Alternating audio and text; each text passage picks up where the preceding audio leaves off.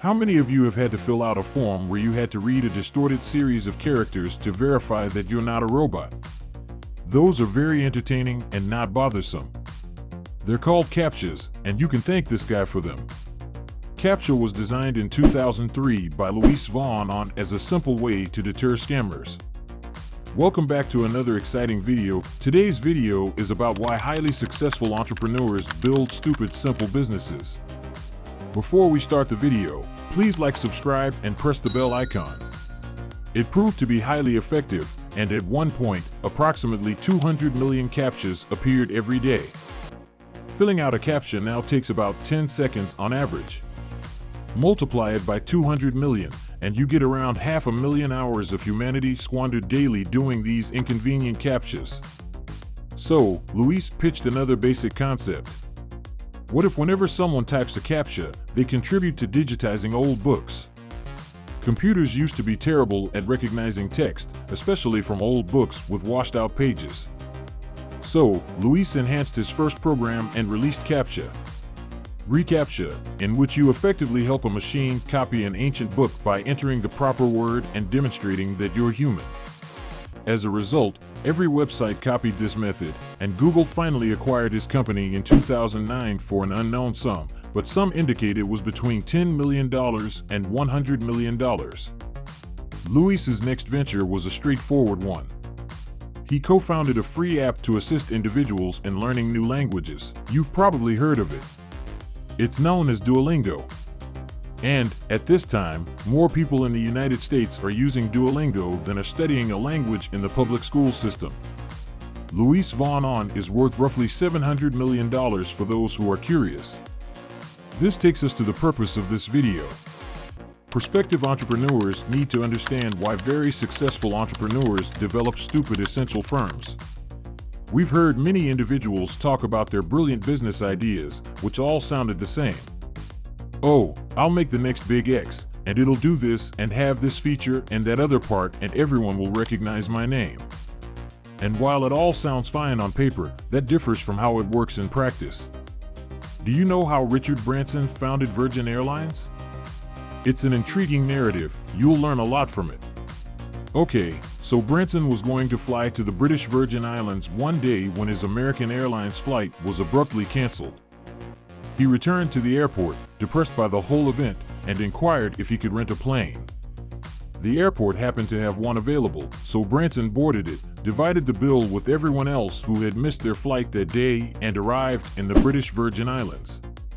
When he returned, he spoke with someone at the airport about hiring a plane for a year. And that is how Virgin Airlines came to be. You could be thinking right now, assume you don't have Richard Branson's money and can't simply charter a jet if you miss a trip. But this is because you still need to get the point. Let's delve a little deeper. A foolish, simple business serves only one goal. Provide a simple solution for regular people. Branson proposed a simple solution: fly his rented plane for genuine individuals whose flights had been canceled. It's plain and straightforward to grasp. It makes no difference that he had the resources to make that reality happen immediately. The point is still the same. And while we're on resources, let's talk about execution. Do you have any clue how much a brilliant idea is worth? About 20. Ideas are simply a multiplier of execution.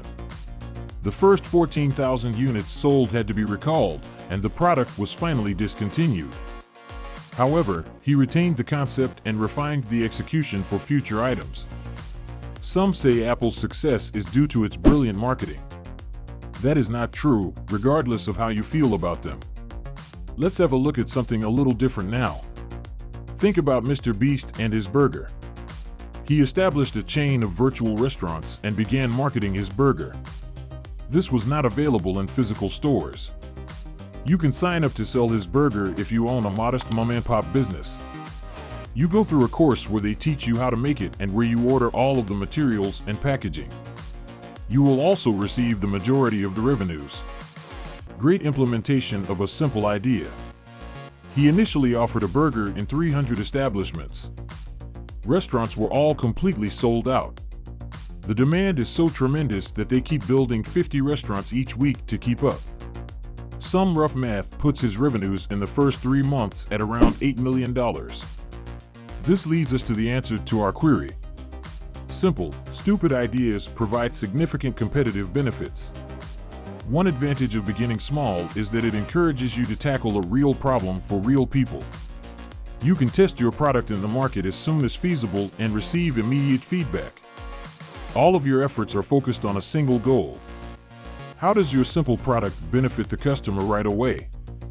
That is the most crucial factor in business.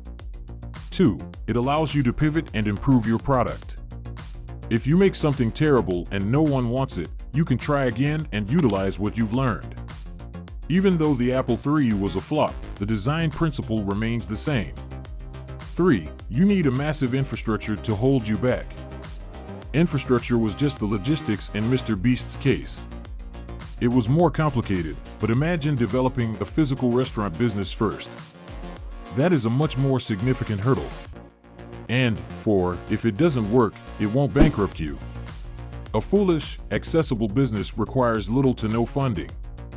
You will be disappointed if you believe you will need cash, investors, suppliers, and a slew of other things to get your firm off the ground. It is advantageous to have little money to start a business. Most people will crucify you if you tell them that.